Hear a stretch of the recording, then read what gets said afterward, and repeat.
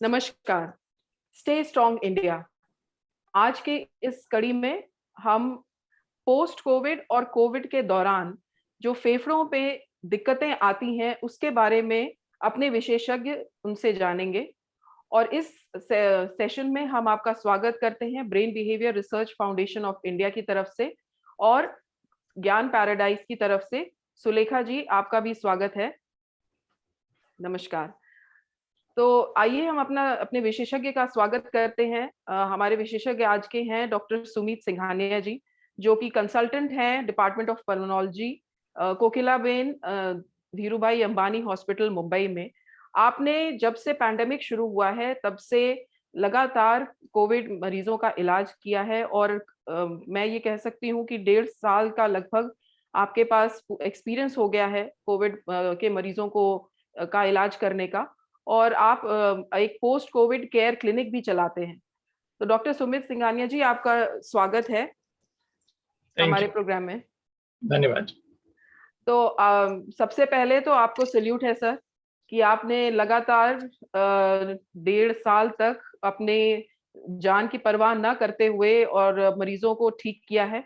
तो इसके लिए हमारा जो देश है वो आप लोगों का आभारी रहेगा। और इसके साथ ही साथ सबसे पहला जो मेरा सवाल है कि जब डायग्नोसिस होता है कोविड का, किसी को कि कोविड पॉजिटिव हो गए हैं हम, तो सबसे पहला जो आजकल लोगों में चूंकि अवेयरनेस बन गई है तो ये सवाल आता है कि लोग तुरंत भागते हैं सीटी स्कैन कराने के लिए। तो मैं आपसे जानना चाहूंगी कि अब आपने जो इतने सालों में देख लिया, 1.5 साल में, और ये जो सेकेंड वेव आई है उसके हिसाब से आपको क्या लगता है कि what is the right time, कौन सा सही समय है सीटी स्कैन करवाने का? राइट, ये आपने बहुत अच्छा सवाल पूछा है कि ये एक तरीके का एक अर्जेंसी होगी लोगों को कि जैसे ही कोविड के सिम्टम्स हुए, इवन स्वैब होने के पहले ही लोग सीटी स्कैन करवा लेते हैं। तो उसके एक अपने प्रॉब्लम्स होते हैं कि मैं रेकमेंड करता हूं कि आपके फिजिशियन से डिटेल में कंसल्टेशन होने के बाद में अगर जरूरत है तो सीटी स्कैन कराएं, क्योंकि हर पेशेंट को सीटी स्कैन कराने की जरूरत नहीं होती। और अगर आप सिम्टम्स के इमीडिएट बाद में सीटी स्कैन कराते हैं तो काफी हाई चांसेस है कि आपको शायद कुछ भी ना मिले वो सीटी स्कैन के अंदर, या फिर बहुत माइल्ड इलनेस मिले। और हम वो एक आपको एक सेंस ऑफ सिक्योरिटी दे देता है कि भाई मेरे लंग्स में कुछ नहीं है और अब मैं प्रोटेक्टेड हूँ, मुझे कुछ होगा नहीं आगे। बट जो कोविड होता है वो स्लो स्टार्ट होता है और वो अपने एक पीक पर पहुंचता है हर पेशेंट में। वो एक वायरल डिसीज अपने पीक पर पहुंचेगा और उसके बाद सेटल होगा। तो आप वो ग्राफ के इनिशियल पार्ट में अगर आप सीटी करवा लेंगे तो आपको कभी पता नहीं चलेगा कि वो डिसीज कितना आगे जाके बढ़ने वाला है। सो मैं यूजुअली अगर कोई माइल्डली सिम्टोमेटिक होता है, कई केसेस में हम सीटी कराते भी नहीं है, क्योंकि आपका सबसे बड़ा इंडिकेटर है आपको परसिस्टेंट फीवर आ रहा है क्या बियॉन्ड 7 डेज, आपका ऑक्सीजन लेवल ड्रॉप हो रहा है या नहीं, और आपको ब्रेथलेसनेस है या नहीं।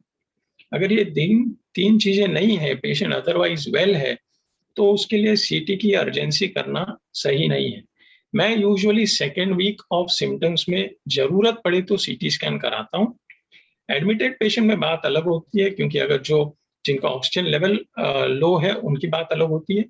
लेकिन जो घर में बैठे हैं, नहीं है beyond 7 days, science of breathlessness नहीं है, या ड्रॉप इन द ऑक्सीजन नहीं है, ऑक्सीजन लेवल लो नहीं हो रहा है, तो उनको सीटी करके कुछ भी हासिल नहीं होता। जी।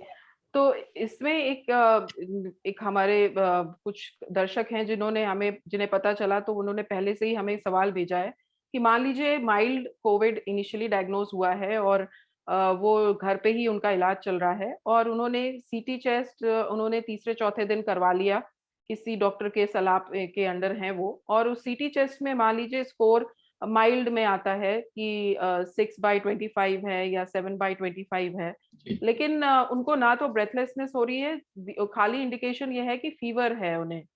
तो ऐसे में क्या स्टेरॉइड स्टार्ट करने चाहिए? क्योंकि इसमें भी दो राय है, कुछ डॉक्टर्स बोलते हैं कि आप तुरंत स्टेरॉइड स्टार्ट कर दो। सबसे पहला तो अगर हम 100 पेशेंट ऐसे लें जिनको माइल्ड इलनेस है और उनका सबका सीटी कराएंगे, ठीक है, तो भी 80% केसेस में थोड़े बहुत पैचेस तो आपको दिखेंगे at some point of illness. इसका ये मतलब नहीं है कि वो बीमारी ही आपके लंग्स की है, तो लंग्स में थोड़े बहुत पैचेस दिखना वाजिब है। उसके बेसिस पे ट्रीटमेंट डिसाइड नहीं होता। पहली बात तो अगर माइल्ड है तो हमें उससे डरने की कोई जरूरत नहीं है। आपका जो स्टीरॉइड्स का ट्रीटमेंट है, स्टीरॉइड आपका जब आपकी इम्यूनिटी जब ओवर रिएक्ट करती है तब आपको स्टीरॉइड्स की जरूरत पड़ती है।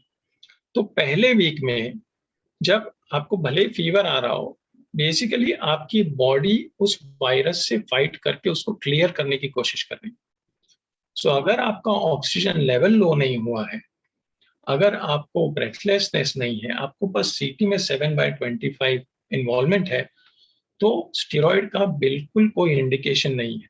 इनफैक्ट जो ट्रायल किया गया था स्टेरॉइड का यूके में, उसमें ये बताया गया था कि जिन पेशेंट्स को उन्होंने स्टेरॉइड दिया जो माइल्ड केसेस थे और जिनका ऑक्सीजन लेवल डाउन नहीं हुआ था, उनको स्टेरॉइड देने से इनफैक्ट उनका आउटकम खराब हुआ था रादर देन बेटर।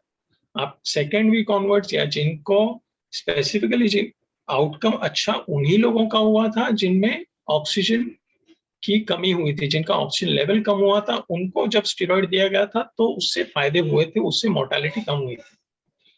लेकिन mild cases, no major symptoms, first week के अंदर आप स्टेरॉइड दे रहे हैं तो यू आर एक्चुअली आप इम्यूनिटी को सप्रेस कर रहे हैं, वायरल क्लियरेंस को डिले कर रहे हैं, और वो सही नहीं। जी, तो ये भी देखा गया है कि अगर इन्होंने स्टेरॉइड, आपका ये कहना है कि अगर स्टेरॉइड हम जल्दी स्टार्ट कर देते हैं विद इन फर्स्ट वीक, तो इससे वायरल लोड बढ़ने के चांसेस हैं और स्थिति और खराब हो सकती है। जी बिल्कुल। जी, तो अब कुछ लोग ऐसे हैं, अब हम आ जाते हैं कि कोविड, पोस्ट कोविड केयर पे। अब ये वाला हिस्सा तो हो गया। अब लोग ये पूछते हैं कि वो कोविड से निकल आए, उसके एक्यूट फेज से निकल आए और अब रिकवरी फेज में है, तो सीटी स्कैन किस समय पे करवाना चाहिए, करवाना भी चाहिए या नहीं करवाना चाहिए? हमारा जो पर्सनल जो प्रोटोकॉल है, सीटी स्कैन की जरूरत अगेन सबसे पहले आपका सिम्टम्स क्या है उस पर डिपेंड करता है। तो जब भी मेरे पेशेंट ठीक होके घर जाते हैं तो मैं उनसे कहता हूं कि घर पे भी आपको जाके 3 ही बातों का ध्यान रखना है। आपको अगर फीवर वापस से आता है, आपका ऑक्सीजन अभी जितना है उससे सिग्निफिकेंटली लो होता है, या आपको नया ब्रेथलेसनेस जैसा कुछ लगता है, और अगर कोई और मेजर सिम्टम्स हैं तो आपको पहले मुझसे आके मिलना है, फिर हम डिसाइड करेंगे कि इसको कैसे इन्वेस्टिगेट करना है। पोस्ट कोविड में सबसे बड़ा फियर होता है फीवर का, क्योंकि आप इम्यूनिटी आपकी सप्रेस हुई है वायरस के कारण और स्टेरॉइड के कारण। तो उसके बाद में जो फीवर आता है उसका फोकस जरूरी नहीं है कि लंग्स में ही, फोकस कहीं भी हो सकता है बॉडी में। इसलिए उसका क्लिनिकल असेसमेंट करना जरूरी होता है, बजाय इसके कि हम रश डाउन करके वापस से सीटी कर लें। कई बार पेशेंट बहुत चिंतित हो जाते हैं ये सोच के कि यार मेरा पहले तो 10/25 था, अब 17/25, बट वो 17/25 का उनके सिम्टोमेटोलॉजी से शायद कोई रिलेशन ना भी हो, क्योंकि जैसे मैंने पहले आपको बताया कि उन्होंने पहला वाला सीटी अगर पीक पे नहीं किया है, उन्होंने पहले ही कर लिया है। तो जब पीक पे जो सीटी था वो 17/25 हो चुका था और अब भी 17/25। उनके सिम्टम से हो सकता है कि उनका कोई लेना देना नहीं। अगर पेशेंट को नए सिम्टम्स है, नया ब्रेथलेसनेस है, नया फीवर है, तो खुद से सीटी कराने से बेहतर है कि आप डॉक्टर की सलाह लें, पता करें कि फोकस ऑफ इन्फेक्शन कहाँ है। अगर focus of infection diabetic patient में किडनी में भी हो सकता है, आप सीटी स्कैन चेस्ट करके कुछ अचीव नहीं होता। दूसरी बात कि एक बार लंग्स पे सीटी में पैचेस दिखने के बाद में कम से कम 4 से 6 हफ्ते लगते हैं उनमें थोड़ा बहुत इंप्रूवमेंट देखने के लिए, पेशेंट क्लिनिकली बेटर हो जाता है। 6 लीटर ऑक्सीजन पे था हॉस्पिटल में, घर पे गया नॉर्मल ऑक्सीजन पे है, लेकिन आप सीटी करेंगे तो आपको वही पैचेस फिर भी दिखेंगे, इसका ये मतलब नहीं है कि वो निमोनिया एक्टिव है। इसीलिए हमारे पेशेंट जो क्लिनिकली बेटर होते रहते हैं, हम उनको 3 हफ्ते बाद में ओपीडी में देखते हैं, वो भी मॉडरेट या सीवियर पेशेंट को। माइल्ड पेशेंट को जो होम क्वारंटाइन थे या मिनिमल सिम्टम्स थे, अनलेस उनको कोई नए सिम्टम्स हो भी, हम ये भी रेकमेंड नहीं करते कि आपको रूटीनली वापस से हमारे क्लिनिक में आके मिलना है। आपको कोई परेशानी है तो आके मिलिए। जिनका ऑक्सीजन लेवल ड्रॉप हुआ था, उनको हम 3 हफ्ते डिस्चार्ज होने के बाद में मिलते हैं, उनसे पूरी हिस्ट्री लेते हैं, जरूरत पड़ा तो एक ब्रीदिंग टेस्ट करके देखते हैं कि उनके लंग्स कैसे हैं। अगर वो ठीक हो रहे हैं तो मैं वो लेवल पे भी सीटी रेकमेंड नहीं करता। मैं सीटी सिर्फ at 3 months after onset of symptom करता हूँ, वो भी वो पेशेंट में जिनका थोड़ा सा स्टॉर्मी कोर्स रहा था, बिकॉज उनके लंग फंक्शन और सीटी हमको थोड़े मॉनिटर करने पड़ते हैं। और बाकी उन्हीं लोगों का सीटी करता हूँ जिनका फोकस ऑफ इन्फेक्शन मुझे लंग्स लगता है, या उनको मुझे सस्पिशन है लंग्स में कोई क्लॉट होने का या सेकेंडरी इन्फेक्शन। मैं एक सवाल पूछ सकती हूँ? जी। एक्चुअली एक जनरल धारणा सी सुनी है मैंने लोगों में कि जो लोग वेंटिलेटर जिनको लगता है, ऐसा लोग कहते हैं, रिश्तेदारों में भी सुना है, देखा भी है कि जिनको वेंटिलेटर लगता है वो कहते हैं कि वो लोग हॉस्पिटल से वापस कभी नहीं आते।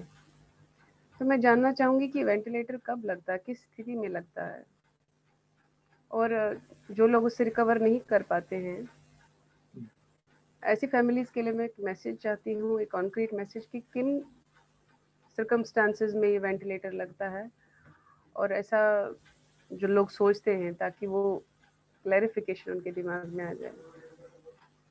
जी।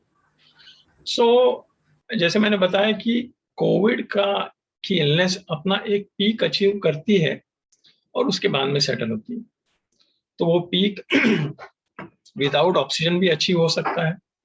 वो पीक पर पेशेंट को 4 लीटर ऑक्सीजन होके फिर वो सेटल हो जाता है। किसी को 10 लीटर ऑक्सीजन लगती है, किसी को 15 लीटर ऑक्सीजन पे भी वो सेटल नहीं होता, या किसी को सेकेंडरी इन्फेक्शन हो जाता है तो फिर उनकी ऑक्सीजन रिक्वायरमेंट 15 लीटर पे भी नहीं आती। कुछ लोगों को थोड़े टाइम तक वो नॉन इन्वेजिव वेंटिलेशन देते हैं, जिसमें एक टाइट मास्क होता है, फेस पे लगाया जाता है, उससे ट्राई करके देखते हैं कि वो बेहतर हो पाते हैं नहीं हो पाते। तो ऐसी केस में भी अगर पेशेंट ऑक्सीजन लेवल मेंटेन नहीं कर पा रहा है, ड्राउजी हो रहा है, ब्लड प्रेशर डाउन हो रहा है, ऐसे सारे केसेस में फिर वेंटिलेटर की जरूरत पड़ती है। ओवरऑल एक तरीके से कहना सही है कि वेंटिलेटर से बाहर आना थोड़ा दिक्कतदायक होता है, लेकिन एट द सेम टाइम ये भी इम्पोर्टेंट, ऐसा भी नहीं है कि कोई बाहर नहीं आता। हमारे कई पेशेंट है जो वेंटिलेटर से बाहर आके घर गए, लेकिन जब ये डिसीजन होते रहता है कि डॉक्टर कहते हैं कि अब इनको वेंटिलेटर पे डालना होगा, तो डॉक्टरों से ये डिस्कशन जरूरी होता है ये पता करने के लिए कि उनका ओवरऑल मत क्या है कि पेशेंट वेंटिलेटर से बाहर आने के क्या चांसेस है। वो 100% तो कोई डॉक्टर नहीं बता सकता, लेकिन कई केसेस में एक एंटिसिपेशन किया जा सकता है। वो एंटिसिपेशन किस बेसिस पे किया जाता है कि पेशेंट का बैकग्राउंड कैसा था कोविड निमोनिया होने के पहले। अगर हम 80 year old diabetic hypertensive heart failure patient को डेस्परेशन में आके वेंटिलेटर पे डालेंगे तो वेरी अनलाइकली कि वो बाहर आए। वो एक 40 ईयर ओल्ड हेल्दी पर्सन जिसको पहले कोई प्रॉब्लम्स नहीं थे, जिसको निमोनिया मतलब कोविड होके हफ्ता भर ही हुआ है और वो कंट्रोल नहीं कर पा रहे हैं, तो उनको आप वेंटिलेटर पे डालोगे तो उनका थोड़ा बहुत उनका आउटकम हो सकता है, उनको डालना भी चाहिए। ये जो सिलेक्शन ऑफ पेशेंट है फॉर वेंटिलेशन ये बहुत इंपॉर्टेंट है, लेकिन हमारी हेल्थ सिस्टम में ये डिसीजन डॉक्टर्स अकेले नहीं ले पाते। वेस्टर्न कंट्री में डॉक्टर्स खुद ही डिसीजन लेते हैं जो बाइंडिंग होता है पेशेंट्स पे। हमारे यहाँ पे कई बार पेशेंट्स ये डिसीजन लेते हैं and it is binding on the doctors. मेरा कहना ये है कि it should be a joint decision. Doctor अपना मत बताएं, पेशेंट अपनी फैमिली में सारा डिस्कस करें, और ये डिस्कशन वेंटिलेटर की नौबत आने के कुछ दिन पहले हो जाना चाहिए ताकि वक्त मिले समझने के लिए, एक्सेप्ट करने के लिए चीजों को। कि वेंटिलेटर पे जो जर्नी है वो आसान नहीं होती। हर पेशेंट में इतना पोटेंशियल होना चाहिए कि वो वेंटिलेटर से बाहर आए, फिर आईसीयू से बाहर आए, फिर वार्ड में से बाहर आके घर जाए और घर जाके क्वालिटी लाइफ जिए। अगर वो एक पॉसिबिलिटी है तो फिर हम पेशेंट को वेंटिलेटर पे डालने का सोच सकते हैं। बहुत बहुत धन्यवाद, बहुत बहुत धन्यवाद। क्योंकि ये एक ऐसा सवाल है जो मैं बहुत अरसे से सुनती आ रही हूँ और देखती भी आ रही हूँ, तो मेरे मन में भी एक शंका थी कि ऐसा क्यों होता है, और आपने बहुत एक क्लियरली इस बात को समझाया कि पेशेंट की फैमिली और डॉक्टर्स मिलके ये डिसीजन लेते हैं, और जो आपने बताया कि पेशेंट का background, age plus other complications associated with him, तो वो सबका कंसिडरेशन लेके ही ऐसा डिसीजन लिया जाता है। तो मैं समझती हूँ कि जो भी व्यूअर्स और हमारे रिलेटिव्स खासकर जो इस समय इसको देख रहे होंगे, जिनको मैंने इस बात को बताया था, तो मैं समझती हूँ कि उनको कहीं ना कहीं मन में एक तसल्ली बैठ गई होगी इस बात के लिए। थैंक यू जी। मेरा ये दूसरा सवाल है कि जब हम पोस्ट कोविड केयर की बात करते हैं, स्पेशली रिलेटेड टू लंग्स, और ड्यूरिंग कोविड ऑल्सो, मैंने कुछ जो हमारे जानने वाले हैं उनसे मुझे पता चला है कि जब कोविड के दौरान वो लोग एक्सरसाइजेस शुरू कर देते हैं, अगर उन्हें माइल्ड कोविड होता है तो भी वो एक्सरसाइजेस शुरू कर देते हैं। तो क्या ये रिकमेंडेड है, मेडिकली रिकमेंडेड है? सो पोस्ट कोविड जो सिम्टम्स होते हैं पेशेंट्स को, अभी आप अगर माइल्ड कोविड का भी कोहोर्ट लेंगे तो उसके अंदर भी कुछ पेशेंट 1-2 हफ्ते में ये एकदम ठीक हो जाते हैं, लेकिन इवन माइल्ड इलनेस वाले कई पेशेंट लोगों को कई हफ्तों तक एक लेवल ऑफ टायर्डनेस रहता है, एग्जॉशन रहता है। सो मैं पेशेंट को सर्टेनली रेकमेंड करता हूँ, अगर आप चल सकते हैं, आप मोबाइल हैं, तो आपको आपकी मोबिलिटी मेंटेन करनी चाहिए। और वो इसलिए भी मैं कहता हूँ क्योंकि अभी जैसे कोविड के बाकी भी कॉम्प्लिकेशंस हो सकते हैं, जैसे अगर बेड में ही लेटा हुआ आदमी, तो उसकी मोबिलिटी कम है, क्लॉट्स का रिस्क रहता है। दूसरा कि बॉडी की मसल्स को आप एक्टिव नहीं रखेंगे तो वो डीकंडीशनड हो जाती है। डीकंडीशनिंग का एक एग्जांपल मैं ये दे सकता हूँ कि अगर मैं रोज 5 किलोमीटर वॉक करता हूँ और मैंने 3 महीने से घर से बाहर भी नहीं निकला हूँ, मैं बेड में ही रहता हूँ, और उसके बाद में और मुझे कोई बीमारी नहीं, नो इलनेसेस, और 3 महीने के दूसरे दिन मुझे कोई बंदा आके बोले कि आज आप वापस से 5 किलोमीटर चल के आइए, मुश्किल होगा।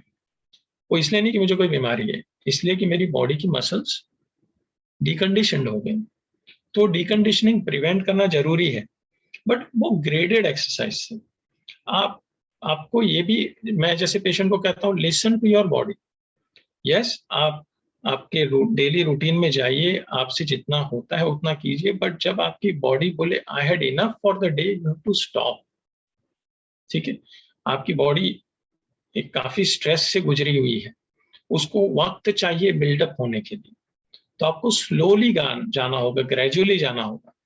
आप उसको अननेसेसरी एकदम हैवी लोड नहीं दे सकते। एट द सेम टाइम आपको बेड में भी नहीं पड़े रहना है। फैमिली बहुत स्ट्रेस्ड आउट रहती है, नहीं नहीं अभी आप यहीं बेड में ही आराम कीजिए, वो भी गलत है। तो जितना आप कर सकते हैं, प्लस जो भी हमारे पेशेंट जो एडमिटेड पेशेंट होते हैं, जब वो घर जाते हैं तो हम उनको फिजियोथेरेपी का एक प्लान देते हैं।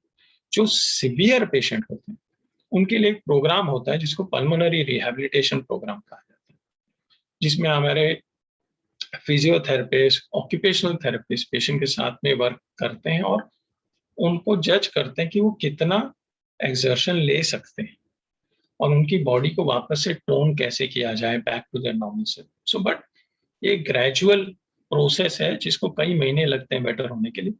बट ये जो रिहैबिलिटेशन प्रोग्राम है, ये एक ऐसी चीज है जिसको साइंटिफिकली प्रूव किया गया है कि मेडिसिन भी इतना इफेक्ट नहीं करती पोस्ट कोविड के बाद में जितना रिहैबिलिटेशन पेशेंट को इन जनरल इम्प्रूव करता है। बट वो किसी डॉक्टर से एडवाइस या फिजियोथेरेपी के एडवाइस के थ्रू करें तो ज्यादा बेहतर है। माइल्ड केसेस आप स्लोली जाइए, धीरे धीरे अपना स्टेमिना बिल्डअप कीजिए, लेकिन ओवर जीलस एक्सरसाइज में मत जाइए। आप बॉडी को आप ये नहीं कह सकते कि मैं 15 दिन पहले जैसा था मुझे आज की आज वैसा होना है, वैसा नहीं होगा। ड्यूरिंग जब जिस समय उनको डायग्नोज होता है, मैंने ये भी सुना है कुछ लोग बहुत ओवर एंथुसियास्टिक हैं, उनका फिटनेस लेवल अच्छा है, पर तो वो कुछ ब्रीदिंग एक्सरसाइजेस ड्यूरिंग कोविड ही शुरू कर देते हैं। तो मेडिकली इज इट रिकमेंडेड, और क्योंकि अक्यूट फेज है तो हमें रुकना चाहिए? आपका क्या कहना है? तो जब एक्यूट फेज होता है, पेशेंट ब्रेथलेस है, उसके बाद में भी वो जैसे कई कई लोग जिनको बहुत सीवियर इलनेस है, वो लोग भी काफी हैवी एक्सरसाइज करने लगते हैं, वो सही नहीं है। सो एक बार हम एक्यूट फेज से थोड़ा सा बेहतर हो जाएं, और जब पेशेंट एडमिटेड रहते हैं तो उनका फिजियोथेरेपी करने का एक अलग तरीका होता है। आप एकदम ओवर जीलस ब्रीदिंग एक्सरसाइज नहीं करवाते। जब एक बार वायरस थोड़ा सा शांत है, सेकेंडरी इन्फेक्शन नहीं है, पेशेंट में स्ट्रेंथ है, ठीक है, जितना झेलने की, उतना हम उनको इंसेंटिव स्पायरोमेट्री करके एक मशीन होती है वो देते हैं, उससे ब्रीदिंग एक्सरसाइज कराते हैं। लेकिन जैसे मैंने कहा, ग्रेडेड एक्सरसाइजेस होती हैं। सो अगर आप आपके लंग्स को सिर्फ थोड़ा सा उसमें एरेशन मेंटेन करने के लिए ब्रीदिंग एक्सरसाइज कर रहे हैं तो दैट इज ओके। लेकिन अगर आप ओवर जीलस फिटनेस के लिए ऐसा कर रहे हैं तो वो सही नहीं है, क्योंकि उसको वक्त लगेगा। जी, और एक बहुत ज़्यादा कॉमन हो गया था बीच में, स्पेशली जब हमारा एक्यूट फेज़ अभी चल रहा था पिछले महीने, प्रोनिंग, कि आप अगर आप प्रोन में लेटते हैं तो आपका ऑक्सीजन लेवल करीब 5 टू 10 mm बढ़ जाता है। तो ये क्या मान लीजिए किसी को हुआ है और घर है, वो घर पे हैं, नहीं जा पा रहे हैं, तो क्या अगर 80 तक पहुंच गया है तो भी वो प्रोन में लिटा के उनको ठीक किया जा सकता है जब तक कि उन्हें हॉस्पिटल पहुंचाया जाए? सो पहली बात तो, जो घर में बैठा है वो माइल्ड केस है कि मॉडरेट या सीवियर केस है? अगर वो माइल्ड केस है तो इसका मतलब उसके सिम्टम्स माइल्ड है, वो चल रहा फिर रहा है, ठीक है। जो चलना फिरना, brisk walking itself is a बहुत अच्छी एक्सरसाइज है आपके लंग्स के लिए।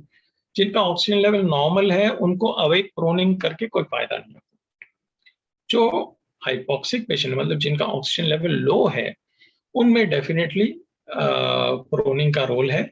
सो जैसे जिसको बेड नहीं मिल पा रहा है, जो घर में है, और उनको आप अवेक प्रोनिंग कीजिए 6 से 8 घंटा कम से कम।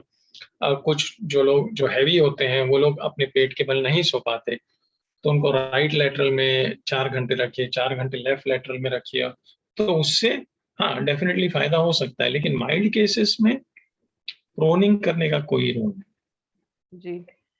और एक हमारे दर्शक हैं जिन्होंने ये बोला है कि उनको कोविड से रिकवर हुए 3 महीने हो चुके हैं, और उनको ड्राई कॉफ अभी भी आ रहा है। जी उन्होंने टेस्ट वगैरह करवाया था, मतलब ड्राई कफ जब बहुत कफ करते हैं, बहुत खाँसी करते हैं तो थोड़ा बलगम या स्प्यूटम आता है।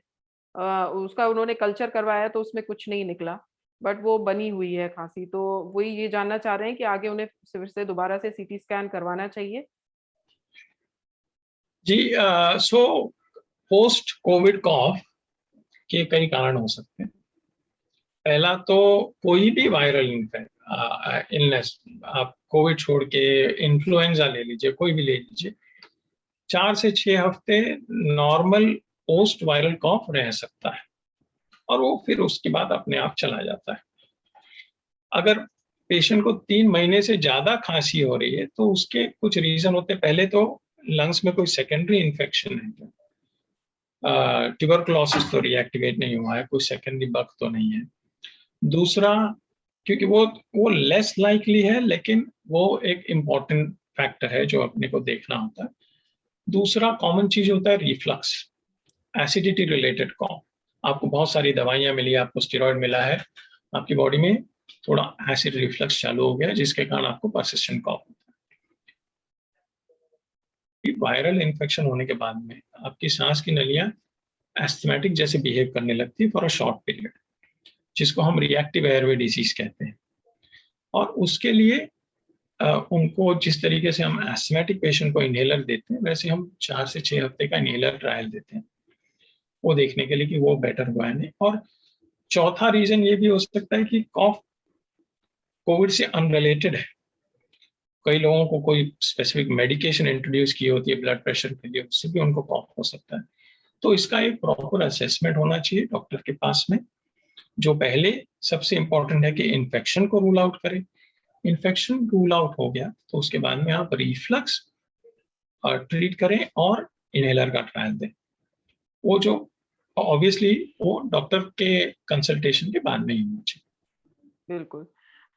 अब एक जो आजकल सबसे बड़ा सवाल, क्योंकि हमारे पास इतनी सारी वैक्सीन की वैरायटी हो गई है, स्पुतनिक भी आ गई है, कोवैक्सिन है, कोविशील्ड है, तो अब कन्फ्यूजन वहाँ पे हो गया है कि जो अफ़ोर्ड कर सकते हैं, जो अफ़ोर्ड नहीं कर सकते उनके पास तो जहाँ जो लग रहा है वो ले लेंगे।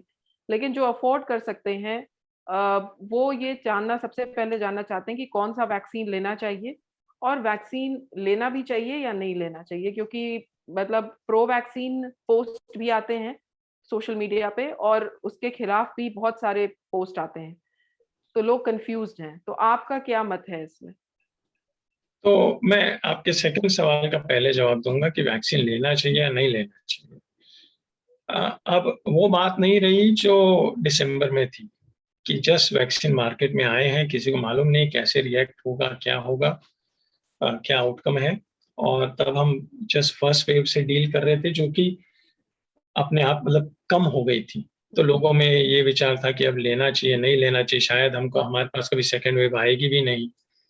और फिर हमने जो दिक्कत देखी सेकेंड वेव से, उसमें हमको पता चला कि जिन लोगों ने वैक्सीन नहीं ली थी, और हमने मैक्सिमम लोगों को जो 60 साल के ऊपर थे उनको वैक्सीन दी गई थी फर्स्ट फेज में। तो सेकेंड फेज में सबसे ज्यादा जिनको प्रॉब्लम हो 30 से 60 साल के बीच के लोग थे, और जिसमें heavy heavy death toll country को झेलना पड़ा है। और जो कोविड का डेटा है वो बोलता है कि 100 लोगों में से 20 लोगों को हॉस्पिटल में एडमिट होने की शायद जरूरत पड़े, और उसमें से 5 लोगों को बहुत सीवियर होता है। अगर आप 100 में से एक आदमी, मतलब 20 में से एक आदमी बहुत सीवियर इलनेस कोविड की झेलेगा, और जो डेटा है कि क्लॉट हो जाता है, प्लेटलेट काउंट ड्रॉप हो जाते हैं, फीवर आ जाता है, और सीरियस जो उसके इवेंट्स हैं वैक्सीन के, दे आर 1 in million। तो हम क्या चूज करेंगे? इसके लिए कॉमन सेंस है, एक एब्सोल्यूट कॉमन सेंस है कि हमको वैक्सीन को ही चूज करना, हमारे पास ऑप्शन नहीं है। We have to choose vaccine. हाँ, और ऐसी कोई दवा नहीं होती जो विदाउट साइड इफेक्ट होती है, जिसके पॉसिबल साइड इफेक्ट नहीं हो सकते। आपको ये जज करना है कि उसका बेनिफिट कितना है और उससे नुकसान कितना है। आज की डेट में उसका बेनिफिट उसके नुकसान से 10 या 100 गुना ज्यादा है। इस बात का कोई ये नहीं है, इसमें कोई दो राय नहीं है कि वैक्सीन लेनी चाहिए। ओनली वो लोग जिनको बहुत सीवियर रिएक्शन हो चुके हैं प्रीवियस किसी भी वैक्सीनेशन से, उनको कॉशियस रहना है। उसके अलावा वैक्सीन, कुछ लोग कहते हैं ये ब्लड थिनर पहले लेना चाहिए या बंद करना चाहिए, उस सब का कोई रोल नहीं है। आप वैक्सीनेशन सेंटर जाएं, आपकी पास मेडिकल हिस्ट्री बताएं, बोलते दे सकते हैं, आपको डेफिनेटली लेना चाहिए। उसको नहीं देने के रीजंस बहुत कम है। ये पहली बात हो गई। दूसरी बात, हमारे पास करंटली 3 वैक्सीन है वेरियस, और हर वैक्सीन के इन टर्म्स ऑफ उसके पीछे जो डेटा है उसके अपने प्रोज एंड कॉन्स हैं। कुछ वैक्सीन का कुछ पर्टिकुलर सेक्टर में डेटा स्ट्रांग है, कुछ का नहीं है, लेकिन ओवरऑल देखें तो इफिकेसी इज एटलीस्ट 60 to 80%, और may be higher for prevent, है ना, सीवियर इलनेस रोकने के लिए तो और भी थोड़ा सा हायर एफिकेसी है। वैसी केस में मेरा कोई स्पेसिफिक रिकमेंडेशन नहीं है कि आपको कोविशील्ड, कोवैक्सीन या स्पुतनिक लेना चाहिए। मेरा रिकमेंडेशन ये है कि आपको जो पहली वैक्सीन मिल जाए उसको ले लीजिए। जी। और पोस्ट कोविड में लंग का जो फिजियोथेरेपी है या कहते हैं एक्टिव फिजियोथेरेपी, एक तो होता है रेगुलर एक्सरसाइज और एक होता है कि एक्टिवली आपको उसका ध्यान रखना है। तो वो लगभग कितने महीने, कितना ड्यूरेशन होना चाहिए जब उनको एक्टिव फिजियोथेरेपी जारी रखना चाहिए? तो देखिए, माइल्ड केसेस में तो इसकी कोई जरूरत नहीं होती। मॉडरेट केसेस में भी usually patient by the time वो हमारे 3 वीक फॉलोअप के लिए आते हैं, there much better and then they might not need it. जो सीवियर केसेस होते हैं उसमें हम कम से कम वो एक रिहैब प्रोग्राम में उनको एनरोल करके 2 से 3 महीने तक का जो एक्सरसाइज शेड्यूल होता है वो देते हैं। उसमें सिर्फ लंग्स की एक्सरसाइज ही नहीं होती है। जब मैं कहता हूँ कि रिहैबिलिटेशन प्रोग्राम है, तो वो बंदा ब्रेथलेस है, उसको ऑक्सीजन लग रही है, और उसको हमको, हमारा पहला एम है उसको हमको इंडिपेंडेंट बनाना है कि वो खुद से बाथरूम जा सके, खुद से नहा सके, खुद से खा सके और खुद से अपने पैरों पे खड़ा हो सके। सो ये सिर्फ लंग्स के इम्प्रूवमेंट से ठीक नहीं होगा। लंग्स पे तो आपको वर्क करना ही है। उससे भी ज्यादा, उससे भी इक्वली इम्पोर्टेंट है लिम्स का फिजियोथेरेपी। आपके अपर बॉडी मसल्स को टोन करना, आपके बैक मसल्स को स्ट्रॉन्ग करना, और एक ग्रेडेड मैनर बताना भी। जैसे सपोज एक एग्जांपल देता हूं कि एक बंदा है जो 2 लीटर ऑक्सीजन पर है और वो बोलता है कि मैं बाथरूम जाके आता हूँ, मैं बहुत थक जाता हूँ, I am almost exhausted, he is almost about to faint. उसमें कुछ सिंपल ट्रिक्स होती हैं। तो आप उनको बोलिए कि भाई आप बाथरूम जाते हैं तो आप टॉयलेट भी गए, ब्रश भी किया, नहा भी लिए और उसके बाद वापस आए। तो ऐसा होना ही है, ठीक है। सो आपको आपकी जो डेली एक्टिविटीज है उसको स्प्रेड आउट कर दीजिए। आप ब्रश किए, वापस आ गए, आराम कर लिया थोड़ा, फिर आप थोड़ी देर बाद गए, टॉयलेट किए, वापस आ गए, उसके बाद में फिर आप गए, आपने शावर लिया, वापस आ गए। तो आप वही एक्टिविटी अगर आप थोड़ा सा स्प्रेड आउट टाइम में करेंगे तो आप उसको ज्यादा अच्छे से टॉलरेट कर पाएंगे। और इन सब चीजों का एक तो ये फिजिकल पार्ट हो गया। ये मैंने आपको एक एग्जांपल बताया, जैसे फिजियोथेरेपिस्ट ऐसे कई सारे टिप्स देते हैं इन जनरल पेशेंट्स को टू मेक देम इंडिपेंडेंट। और एक बहुत बड़ा रोल होता है मेंटल हेल्थ का, ठीक है। ये बहुत बहुत इंपॉर्टेंट चीज है कि मेंटल हेल्थ को इग्नोर ना किया जाए। सो कुछ पेशेंट्स होते हैं जिनको दे आर, जो जेन्युइनली डिप्रेस्ड होते हैं, जिनको काउंसलिंग की जरूरत पड़ती है, साइकोथेरेपी की जरूरत पड़ती है, एंटी डिप्रेशन की जरूरत पड़ती है कभी कभी। लेकिन इन जनरल ये सिर्फ एक बीमारी नहीं है। जैसे हमारे साथ में एक कलीग है, वो कहते हैं देश में 2 टाइप की बीमारी चल रही है, एक कोविड की बीमारी और एक कोविड के डर की बीमारी, ठीक है। सो कोविड के डर की बीमारी से भी हमको फाइट करना है। वो जितना इंफॉर्मेशन लोगों को मिल रहा है, और अनफॉर्चुनेटली क्या होता है कि जो जो अच्छी बातें होती, जो पॉजिटिव आउटकम वाली बातें होती, वो ग्लोरियस नहीं होती मीडिया में। नेगेटिव बातों में बहुत ग्लोरी होती, अटेंशन बहुत जल्दी लोगों का सीख होता है नेगेटिव में, पॉजिटिव पे इतना नहीं होता। तो ये सारी बातें पेशेंट्स के दिमाग में घूमती रहती, तो उनको पॉजिटिव रीइंफोर्समेंट देना, उनको उनको ये बोलना कि भाई रोज सुबह उठ के टीवी में कितने केसेस आए, कितनी मोर्टालिटी हुई, उस पर ध्यान ना दें। आप ये देखिए कि आज मैं हॉस्पिटल से निकल के घर पे आ गया हूँ, मैं मेरे फैमिली मेंबर्स के साथ में हूँ and I am enjoying that life, और मैं बेहतर हो रहा हूँ। ये बात बहुत इंपॉर्टेंट पेशेंट के लिए। दूसरा, जब हम ये रिहैबिलिटेशन करते हैं, ये सारी चीजें एक दूसरे से रिलेटेड है। आज वो बंदा अगर बेड पेन ले रहा है मोशन पास करने के लिए, that is having a negative impact in his mind. आज वही इंसान अगर बाथरूम में जाके मोशन पास करके आ रहा है, उसकी डिग्निटी मेंटेन हो रही है, वो एक अपने आप में खुशी देती है, अपने आप में एक पॉजिटिव रीइंफोर्समेंट मिलता है उस चीज से। सो सारी चीजें इंटरकनेक्टेड हैं। पेशेंट की मेंटल हेल्थ, पेशेंट का रिहैबिलिटेशन, पेशेंट का एक्टिव ट्रीटमेंट, मॉनिटरिंग, सब कुछ इंटर रिलेटेड है। बट पॉजिटिव माइंड सेट बहुत इंपॉर्टेंट है कोविड से बाहर आने के लिए।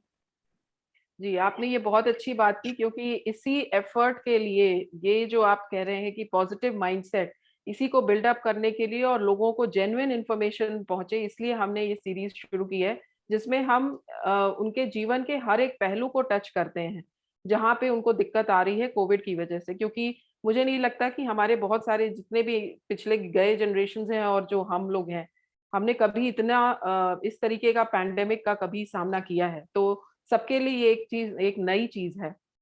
तो मेरे सवाल तो यहीं खत्म होते हैं, लेकिन जो हमारे साथ दर्शक जुड़े हुए हैं, मैं चाहूंगी कि वो अपना, अगर कैमरा ऑन करके अपना सवाल डॉक्टर साहब से पूछ सकते हैं।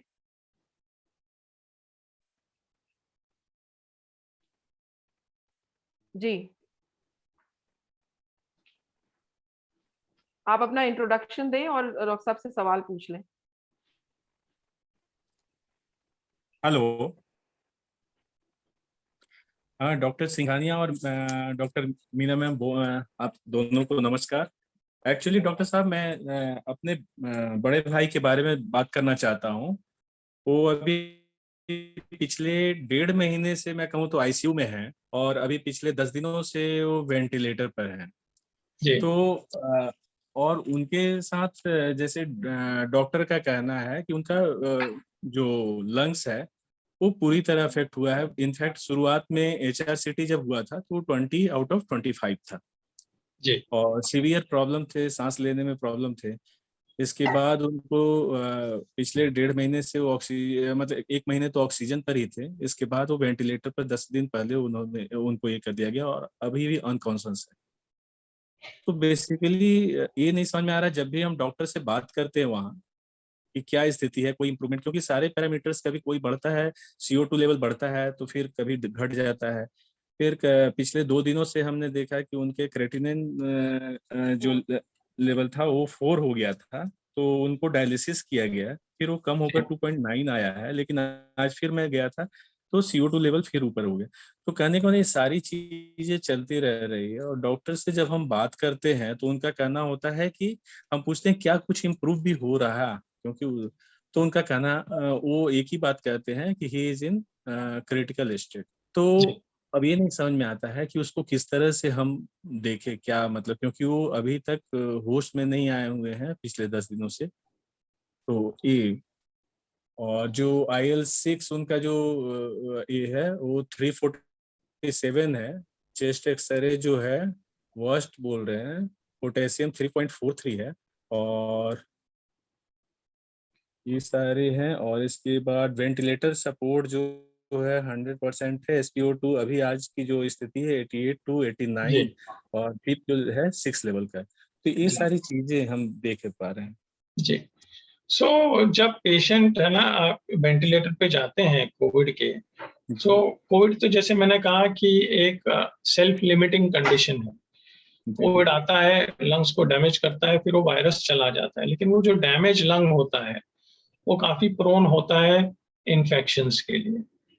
तो यूजुअली जब ये 1.5 या 2 महीने पे जब पेशेंट को ये प्रॉब्लम होते रहते हैं, वेंटिलेटर पे जाते हैं, तो यूजुअली उनको सेकेंडरी इन्फेक्शन होता है जिसके कारण वो वेंटिलेटर पे जाते हैं। और वेंटिलेटेड पेशेंट को सेकेंडरी इन्फेक्शन मैनेज करना काफी डिफिकल्ट होता है, क्योंकि ऐसे टाइम में जो बैक्टीरिया इन्फेक्ट करते हैं वो रेजिस्टेंट होते हैं नॉर्मल एंटीबायोटिक को। हायर जनरेशन एंटीबायोटिक भी इतनी इफेक्टिव नहीं होती है इसके लिए।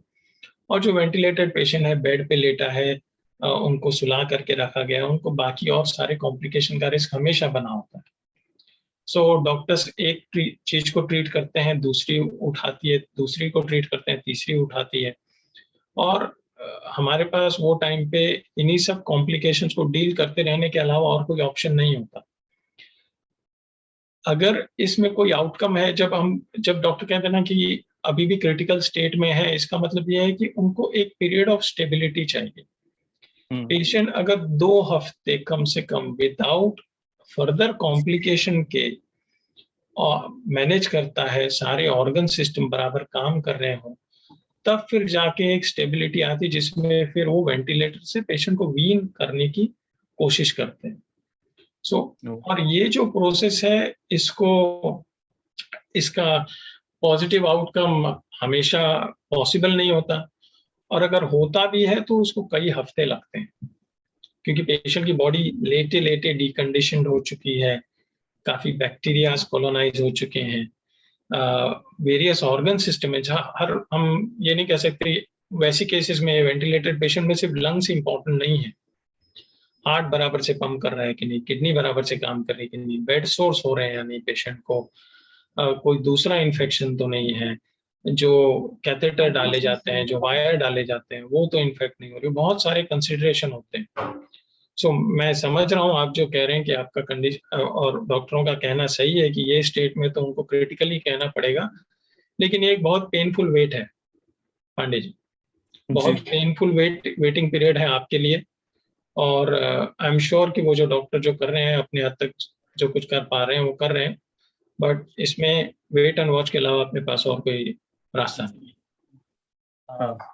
डॉक्टर साहब, first of all thank you so much जो आपने इतना अच्छा अपॉर्चुनिटी दिया, मतलब इतना अच्छा फोरम है कि हम सारी अपनी प्रॉब्लम्स डिस्कस कर सकें, so for that thank you so much. And मेरे को एक चीज पूछना था, मेरे फादर इन लॉ हैं तो मेरे को एक बार इनसे पूछना था, अभी जस्ट मैंने कॉल किया था तो वो ये बोले कि पर्टिकुलरली फॉर अनकॉन्शियस, बोले कि हमने न्यूरोलॉजिस्ट से बात किया है एंड वो लोग ये बोल रहे हैं कि अभी हमारा इसमें हम लोग अभी इसमें इंटरवीन नहीं कर सकते, बिकॉज कभी कभार जैसे क्रिएटिनिन बढ़ जाता है तो उस वजह से भी दिक्कत होती है, उस वजह से भी अनकॉन्शियस होते हैं लोग, तो अभी हम लोग उसमें इंटरवीन नहीं कर सकते हैं। एंड सेकेंडली जो इनका एक और चीज जो बोला IL-6 जो 349 है, बिकॉज पहले क्या था कि इनके दोनों लंग्स तो पंक्चर, पहले एक हुआ राइट लेफ्ट हैंड साइड का, फिर राइट साइड का भी हो गया। सो दोनों में पहले क्या था, एंटी ट्रैकेल ट्यूब डाला हुआ था जिसके कारण वो सपोर्ट ले रहे थे ऑक्सीजन का। फिर उसके बाद धीरे धीरे होते होते ये पूरा कभी किडनी हुआ, वो आप जो आप जैसे बता रहे कि थोड़े बहुत कॉम्प्लिकेशंस आएंगे। तो मेरा ये क्वेश्चन था, अभी जैसा आपने बोला कि 2 वीक्स तक स्टेबल होना चाहिए, स्टेबल मतलब कि सारे पैरामीटर्स नॉर्मल होने चाहिए कि थोड़ा बहुत ऊपर नीचे चलेगा तभी भी चले, मतलब तभी भी मतलब उसको भी स्टेबल बोला जा सकता है? देखिए इसमें ट्रेंड इम्पोर्टेंट है कि क्या ट्रेंड हो रहा है सारी चीजों का, उसको ये बहुत ही टेक्निकल इशू है। जो सीवियरली वेंटिलेटेड पेशेंट होते हैं, मतलब मल्टी ऑर्गन इन्वॉल्वमेंट वाले, उसमें इसको एक बहुत आसान तरीके से एक्सप्लेन करना बड़ा मुश्किल होता है। IL-6 लेवल है, मैं IL-6 मेजर करना मैंने ऑलमोस्ट बंद कर दिया है। मैं IL-6 एक कोई स्पेसिफिक मार्कर नहीं है। आजकल लोग जो माइल्ड केसेस भी हैं, ये डॉक्टर मीना, मैं ये आपसे भी शेयर करना चाहता हूँ कि कई सारे लोग माइल्ड केसेस में भी IL-6 करके नया टेस्ट नहीं है या कोई कोविड स्पेसिफिक टेस्ट नहीं है। जैसे आपके कोई भी इन्फेक्शन मार्कर होते हैं वैसे एक इन्फेक्शन मार्कर है। सो IL-6 का लेवल आपकी कोविड की सिवियरिटी को हमेशा इंडिकेट करता है, ऐसा जरूरी नहीं है। हर एक टेस्ट को करने का एक अपना रीजन होता है। दूसरा जो डॉक्टर साहब कहते हैं कि हम न्यूरोलॉजिस्ट का कोई रोल नहीं है, बेशक शायद कोई रोल नहीं है।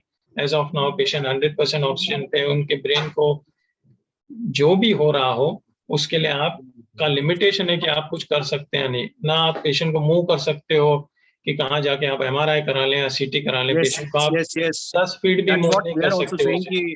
बिल्कुल आप सही कह रहे हैं। आप 10 फीट भी मूव नहीं कर सकते ऐसे पेशेंट को, तो CT में तो लेके जा ही नहीं सकते। सो अनफॉर्चुनेटली जब तक बाकी सारे पैरामीटर नहीं ठीक होते तब तक आपको वेट एंड वॉच ही करना होगा। अच्छा, इनको ना पहले न्यूमोथोरैक्स भी हुआ था, जो कि अब मतलब वहाँ पे डॉक्टर साहब बता रहे हैं कि अब ठीक हो गया है। जी जी जी। मतलब ये सब चीजें जो ठीक हो जा रही हैं, कॉम्प्लिकेशंस हो रहे हैं फिर ठीक हो जा रहे हैं, सो मतलब क्या हम लोग इससे मतलब क्रिटिकल तो है, जब तक वो ICU के बाहर नहीं आएंगे तब तक तो क्रिटिकल तो है। सो अभी क्या वो रिकवरी मोड पे, मतलब हम लोग क्या समझे, बिकॉज एज अ फैमिली। नहीं जी, अभी तो मैं नहीं कह सकता कि वो रिकवरी मोड पे। पहली बात तो मेरा कोई भी ओपिनियन एक जनरल फोरम है और इसमें मेरा कोई, मैं यहाँ पे आपको पेशेंट स्पेसिफिक एडवाइस देना मेरे लिए थोड़ा मुश्किल है विदाउट पेशेंट को देखे, विदाउट सारे पैरामीटर जाने, क्योंकि आप एक लेवल ऑफ नॉलेज एक्वायर करते हैं डॉक्टर जब आपको कुछ बोलते हैं तो, और मेरे लिए उस चीज को कंप्लीटली परसीव करना थोड़ा सा डिफिकल्ट हो जाता है सिनेरियो में। मैं सिर्फ आपको बस एक ही एडवाइस करना चाहता हूँ कि ऐसी सिचुएशन में we have as a doctor and as sometimes as a relative of a patient who is admitted for any other reason, मेरा suggestion ये है कि we just have to keep faith in our doctors and just hope for the best. That's all we can do. There are multitudes of things that have to be taken into account with such critically ill patients. Ji. Thank you so much, Doctor. Dr. Meena, can I ask one question that's related Yes. to pulmonary? Yeah. Can I ask? Dr. Sumeet, you have to tell us if you have just time for one more. We have already overshot actually, but still, if you allow, Dr.